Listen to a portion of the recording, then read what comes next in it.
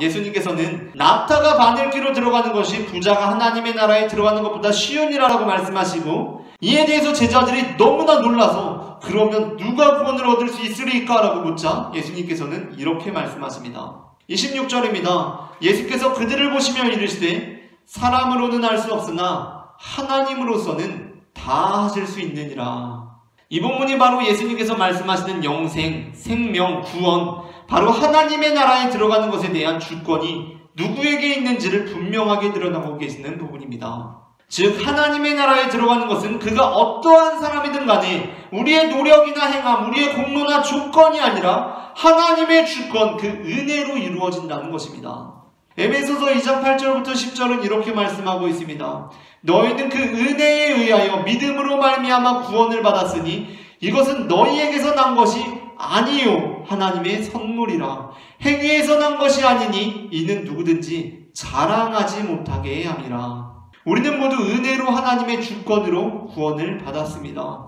그러므로 우리는 자랑할 수가 없습니다. 특히 여기서 자랑이라 함은 나의 구원받음에 대해서 뽐낼 수가 없다는 것입니다. 그러므로 우리는 오늘 본문을 읽고서 예수님께서 부자는 하나님에 들어가기 어렵다고 말씀하시네. 그럼 나는 부자가 아니니까, 나는 그 조건에 부합하니까 나는 천국에 들어갈 수 있겠구나 라고 생각해서는 안 된다는 것입니다. 그것은 지금 이 제자들이 이해하는 이 맥락과 전혀 다르게 이해하는 것입니다.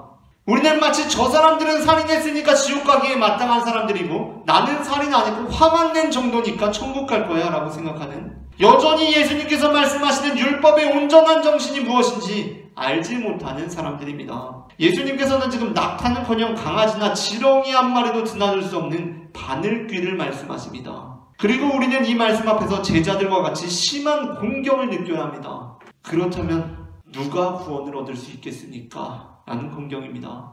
그리고 거기서 그치는 것이 아니라 믿음으로 그 다음의 구절을 읽을 수 있어야 합니다.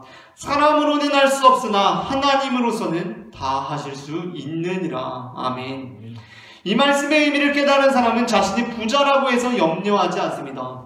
나는 부자인데 예수님께서 낙타가 바늘귀로 들어가는 것이 부자가 하나님의 나라에 들어가는 것보다 쉬우니라라고 말씀하십니다. 엄청 큰일 난 거 아닙니까? 이거 어떡합니까 이제? 예수님께서 네 소유를 팔아 가난한 자들에게 주라. 그리하면 하늘에서 보화가 내게 있으리라. 그리고 와서 나를 따르라라고 말씀하십니다. 완전 이러지도 저러지도 못하는 상황입니다.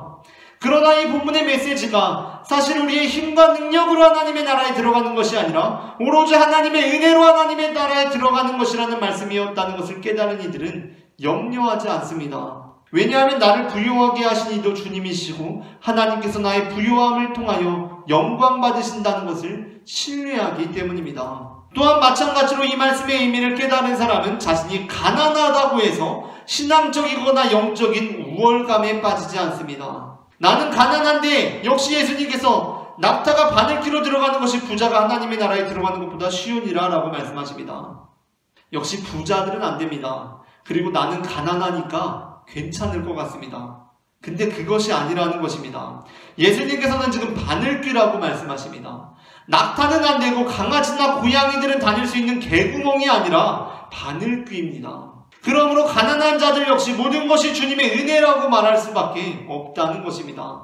단지 나에게 가난한 환경을 주신 하나님께서 나의 가난함을 통하여 영광 받으시기를 기도할 뿐입니다. 앞서 읽었던 에베소서 2장 8절부터 9절에서 이어지는 10절은 이렇게 말씀하고 있습니다. 우리는 그가 만드신 바라 예수 그리스도 안에서 선한 일을 위하여 지으심을 받은 자니 이 일은 하나님이 전에 예비하사 우리로 그 가운데서 행하게 하려 하심이니라. 오늘 본문에서 예수님께서는 우리가 영생을 얻기 위하여 선한 일을 행할 수 없는 존재들임을 드러내십니다. 그렇다면 우리는 어떻게 선한 일을 할 수 있는 것입니까? 우리는 영생을 얻기 위해 선한 일을 하는 자들이 아니라 이미 영생을 얻었기 때문에 우리에게는 선한 일을 행할 수 있는 능력이 있으며 여유가 생기며 이유가 생기는 것입니다. 그리스도 예수 안에서 선한 일을 위하여 지으심을 받게 되는 것입니다. 혹시 이 예배를 드리시는 분들 중에 부유하신 분이 계십니까? 부자들이 계십니까? 그렇다면 그 부유함을 통해 선한 일을 하시기를 바랍니다. 하나님께서는 우리가 부유함으로 인해 물질에 얽매여 물질을 다른 신으로 두는 것을 허용하지 않으십니다. 하나님께서 우리를 부유하게 지으심은 그것을 통하여 하나님께 영광을 올려드리게 하기 위함이라는 것입니다. 또한 이 예배를 드리시는 분들 중에 혹시 가난하신 분이 계십니까? 그렇다면 그 가난함을 통하여 선한 이에게 영광을 올려드리시는 삶을 살아가시기를 바랍니다. 하나님께서는 단지 우리가 가난하게 살라고 가난하게 지으신 것이 아닙니다. 가난함으로 인해 물질의 노예가 되어 물질을 섬기며 사는 것을 원하지 않으십니다. 하나님께서 우리를 가난하게 하심은 그것을 통하여 하나님께 찬송을 올려드리게 하기 위함이었습니다.